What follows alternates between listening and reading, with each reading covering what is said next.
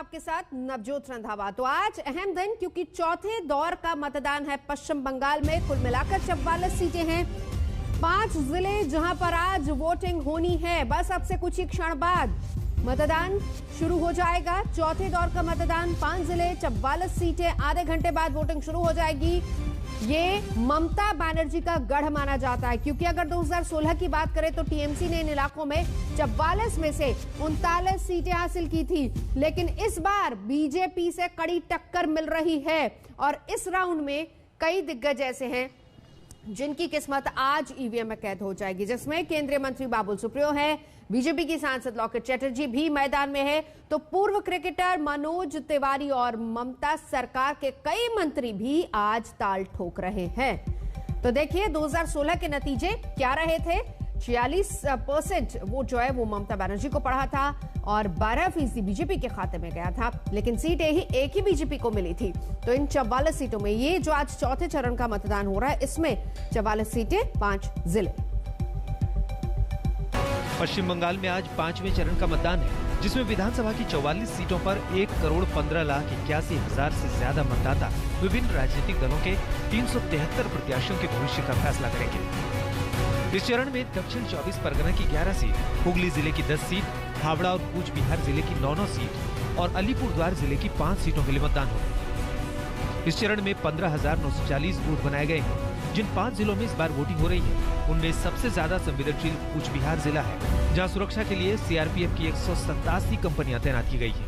अभी जो गाड़ी जो आते हैं, सब गाड़ी चेक होता है, एकदम भीतर से सब चेकअप होता है। 2 व्हीलर से लेकर एकदम बड़ा गाड़ी तक सब चेक होता है। अभी ये ड्यूटी चल रहा है 14 मार्च से चल रहा है। क्यों ऐसा क्यों? अभी लॉ एंड ऑर्डर को ठीक करना है। अभी इलेक्शन कमीशन का जो ऑर्डर है उसके मुताबिक तो कम करना पड़ रहा है। चौथे चरण में कई हाई प्रोफाइल मुकाबले हैं। कोलकाता में बंगाली फिल्म इंडस्ट्री का दिल कहे जाने वाले टॉलीवुड से केंद्रीय मंत्री और बीजेपी नेता बाबुल सुप्रियो और टीएमसी के मौजूदा विधायक अरूप विश्वास के खिलाफ चुनावी जंग दिलचस्प है। टॉलीगंज सीट पर हाई प्रोफाइल मुकाबले के अलावा कई दिग्गजों की किस्मत भी इस चरण में ईवीएम में कैद हो जाएगी। इस चरण में बीजेपी सांसद और अभिनेत्री लॉकेट चैटर्जी हुगली के छिंदसुरा सीट से, बीजेपी के टिकट पर बंगाली सिनेमा की लीडिंग अभिनेत्री पायल सरकार बेहला पूर्व सीट से, बंगाल के शिक्षा मंत्री पार्थ चैटर्जी बेहला पश्चिम सीट से, बंगाल के खेल मंत्री अरूप विश्वास टीएमसी के टिकट पर टॉलीगंज से, बंगाल के पूर्व वन मंत्री राजीव बनर्जी बीजेपी के टिकट पर दोमचूर सीट से मैदान में है। वहीं टीएमसी महासचिव पार्थ चैटर्जी लगातार चौथी बार विधानसभा चुनाव जीतने की कवायद में बेहला पश्चिम सीट से बीजेपी के उम्मीदवार और अभिनेत्री श्रावंती चैटर्जी को टक्कर दे रहे हैं। चौथे चरण के सीटों की बात करें तो 2016 के विधानसभा चुनाव में टीएमसी को 44 में से 39 सीटें मिली, सीपीएम को 2, बीजेपी, कांग्रेस और फॉरवर्ड ब्लॉक को 1-1 सीट मिली। जानकार मानते हैं कि हुगली, हावड़ा और दक्षिण 24 परगना में टीएमसी का दबदबा रहा है, जबकि 2019 में कूच बिहार और अलीपुरद्वार में बीजेपी की बढ़त रही। यानी तय है कि चौथे चरण की टक्कर भी कांटे की रहने वाली है। कोलकाता से प्रेमा राजाराम और अनुपम मिश्र के साथ आज तक ब्यूरो। तो बस अब से कुछ ही देर बाद वोटिंग शुरू हो जाएगी। कई दिग्गज आज चुनावी मैदान में है, लेकिन चौथे चरण का मतदान शुरू होने से पहले किस तरह के वार पलटवार हो रहे हैं, जरा वो भी देखिए। यदि সংখ্যালঘু এলাকায় দেখেন অত্যাচার করছে, একদম সবাই মিলে আজানের ধ্বনি দেবেন, দেখবেন সবাই একজোট হয়ে যাবে। আপনারা এনআরসি না চান, এনপিআর না চান, কে না চান, বাংলায় হিন্দু মুসলমান ভাগ করতে না চান, সংখ্যালঘু ভাই বোনেরা আমার, ওদের একটা ভোটও দেবেন না, ওদের একটা ভোটও দেবেন না, ওদের একটা ভোটও দেবেন না। अभी हाल ही में आपने कहा कि सभी मुसलमान एक हो जाओ, वोट बटने मत दो। अगर हमने कहा होता कि सारे हिंदू एकजुट हो जाओ, बीजेपी को वोट दो, तो दीदी ये इलेक्शन कमीशन हमें 8-10 नोटिस भेज देता। ओ मुस्लिम वोट बैंक भी आपके हाथ से निकल गया है, मुस्लिम भी आपसे दूर हो गए हैं। आपको पब्लिकली ऐसा कहना पड़ रहा है, इसी से पता चलता है कि आप इलेक्शन हार गई है। অনেক সেন্ট্রাল ফোর্স এসছে, সেন্ট্রাল ফোর্সকে তো আমি তো রেসপেক্ট করি, কিন্তু আমি ওই কমান্ডান্টদের রেসপেক্ট করি না যিনি বিজেপির হয়ে গিয়ে এলাকায় মা বোনদের পেটান, ভয় দেখান, আর গিয়ে বলে ভোট দেনে মাপ যাও। একটাও শুনবেন না, কিছু বললে চুপচাপ থাকবেন, পরের দিন সব লাইন বেঁধে ভোটটা দেবেন, একটা ভোটও নষ্ট করবেন না। जिस प्रकार की टिप्पणी ममता दीदी ने सुरक्षा बलों के लिए की है, मुझे आश्चर्य है कि सार्वजनिक जीवन में मेरा बहुत लंबा समय गया है, मैंने ऐसी टिप्पणी कभी नहीं देखी। लोगों को अराजकता की ओर ले जा रही है, चुनाव को शांतिपूर्ण ढंग से समाप्त नहीं होने देना उनका उद्देश्य है, या फिर हर बार की तरह रेगिंग से चुनाव जीतने का उद्देश्य है कि सीएपीएफ जब चुनाव के काम में लगते हैं तब गृह मंत्रालय का कंट्रोल नहीं होता है, पैरामिलिट्री फोर्सेस पर कंट्रोल चुनाव आयोग का होता है। इतनी सादी सीधी बात भी अगर उनको मालूम नहीं है तो मैं मानता हूं कि उनकी बौखलाहट बहुत बड़ी हो गई। तो इस समय इतनी चिड़ी हुई है, इतनी नाराज है, या वो कह रही है कि जय श्री राम बोलोगे तो जेल में डाल देंगे।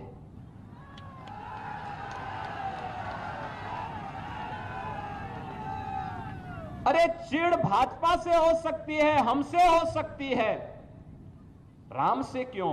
राम तो हम सबके आराध्य हैं, भारत के जन जन की आस्था के केंद्र हैं। राम से टकराने का जो भी दुस्साहस किया है उसकी दुर्गति हुई है, और टीएमसी की बंगाल के अंदर दुर्गति तय है। একটা করে গেরুয়া সব গেরুয়া পড়লেই কি গেরুয়া হয়? হয় না। সব কি ভালো হয়? হয় না। এবং করে ছদ্মবেশে বলে হরে কৃষ্ণ হরি হরি, মানুষের পকেট চুরি করি, হরে কৃষ্ণ হরি হরি, দাঙ্গা করে লোক মারি, হরে কৃষ্ণ হরি হরি, গ্যাসের দাম 900 টাকা করি, হরে কৃষ্ণ হরি হরি, মানুষের ঘরে আগুন জ্বালি। तो बस सबसे कुछ ही क्षण बाद पोलिंग शुरू हो जाएगी, उस पर नजर रहेगी। लेकिन बात कोरोना की करेंगे, क्योंकि हेल्थ मिनिस्ट्री की नजर भी कोरोना पर है और इसीलिए हिदायतें तमाम दी गई हैं उन राज्यों को भी जहां पर पोलिंग हो रही है। फिलहाल देश की कोरोना के हालात के बारे में आपको बता देते हैं, क्योंकि संकट लगातार बढ़ता जा रहा है। तमाम पाबंदियां लगा दी गई हैं और देश के उन शहरों की तादाद लगातार बढ़ती जा रही जहां पर राज्य सरकारों ने या फिर स्थानीय प्रशासन ने नाइट कर्फ्यू जैसे फैसले लिए हैं। कोरोना फिर कैसे देश को ताले में रख रहा है, इस पर यह रिपोर्ट देखिए।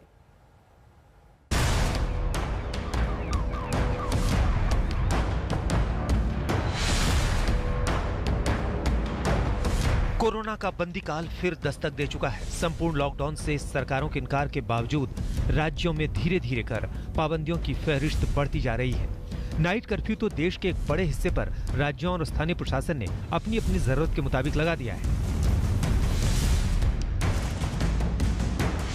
मध्य प्रदेश में आज और कल यानी वीकेंड में कोरोना का ताला है। राजस्थान के अजमेर, अलवर, भीलवाड़ा, चित्तौड़गढ़, डूंगरपुर, जयपुर, जोधपुर, कोटा और आबू के शहरी इलाकों में पूरे महीने रात 8 से सुबह 6 बजे तक कर्फ्यू है, जबकि उदयपुर में शाम 5 बजे से ही कोरोना कर्फ्यू लागू किया गया है। पहले से नाइट कर्फ्यू में जा चुके महाराष्ट्र में राज्य लोक सेवा आयोग की परीक्षाएं भी टल गई हैं। इसके अलावा छत्तीसगढ़ बोर्ड की 10वीं की परीक्षा स्थगित कर दी गई है। दिल्ली के सभी स्कूल अगले आदेश तक बंद रहेंगे, प्रैक्टिकल परीक्षाएं भी नहीं होंगी। हरियाणा में 8वीं तक स्कूल बंद रहेंगे। बिहार में 18 अप्रैल तक सभी स्कूल कॉलेज बंद हैं। नीतीश सरकार ने धार्मिक संस्थानों को भी बंद करने का फैसला लिया है। यूपी के सरकारी और प्राइवेट दफ्तरों में 50% कर्मचारी ही काम करेंगे। ओडिशा में मास्क नहीं पहनने पर 2000 रुपए का जुर्माना लगेगा।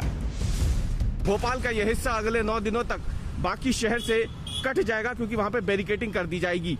इसके अलावा जो कई दूसरे शहर भी है जहां पे अब 7 से 8 दिनों का लॉकडाउन लगना शुरू हो गया है।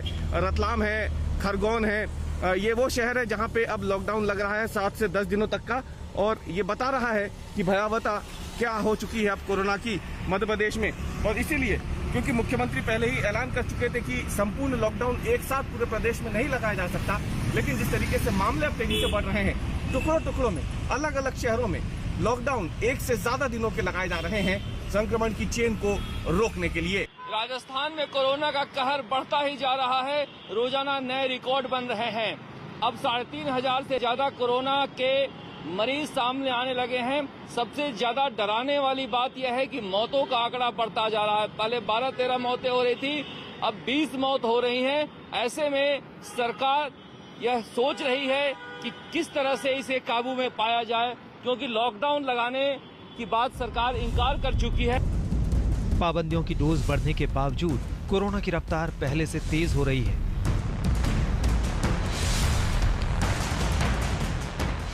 साइकिलिस्ट थे, ये आपका आंध्र प्रदेश से आए थे, करीब 24 लोग उस ग्रुप में थे। तो ये लोग भीमताल में किसी आश्रम में रुके हुए थे। तो जब ये मॉर्निंग में हमारे पास आए तो इसमें से मैक्सिमम लोग फीवर से ग्रसित थे। तो उनका हम लोगों ने रैपिड एंटीजन किया, तो उसमें से करीब 20 लोग जो है पॉजिटिव पाए गए और 4 लोग नेगेटिव थे। उन चारों का हमने RT-PCR लिया है और इन सभी को हमने मलीताल सूखाताल में जो है CCC में रख दिया है। देश में 12 राज्य ऐसे हैं जहां कोरोना के मामले बेहद तेजी से बढ़ रहे हैं। ये राज्य हैं महाराष्ट्र, छत्तीसगढ़, पंजाब, कर्नाटक, गुजरात, मध्य प्रदेश, दिल्ली, तमिलनाडु, हरियाणा, राजस्थान, उत्तर प्रदेश और केरल। कोरोना की इस दूसरी लहर के बीच सोशल डिस्टेंसिंग के नियमों के उल्लंघन को साफ तौर पर देखा जा रहा है। खुद स्वास्थ्य मंत्री डॉक्टर हर्षवर्धन ने लापरवाही को कोरोना के उछाल की वजहों में गिनाया है। पिछले साल तो लॉकडाउन का झटका देश झेल गया था, लेकिन अब की बार वीकेंड तालाबंदी और नाइट कर्फ्यू के नाम से ही लोगों में सिहरन आ रही है। इन परिस्थितियों में सबका सहयोग लेने के मकसद से 11 से 13 अप्रैल के बीच उत्तर प्रदेश सरकार बड़े राजनीतिक नेताओं, स्थानीय निकाय के प्रतिनिधियों और धार्मिक गुरुओं से संवाद करने जा रही है। आज तक ब्यूरो। नमस्कार, मैं हूं अंजना ओम कश्यप। हमें उम्मीद है ये वीडियो आपको पसंद आया होगा। लेटेस्ट खबरों के लिए यूं ही देखते रहिए आज तक, और इस वीडियो के पसंद आने पर लाइक, शेयर एंड सब्सक्राइब करना ना भूलें।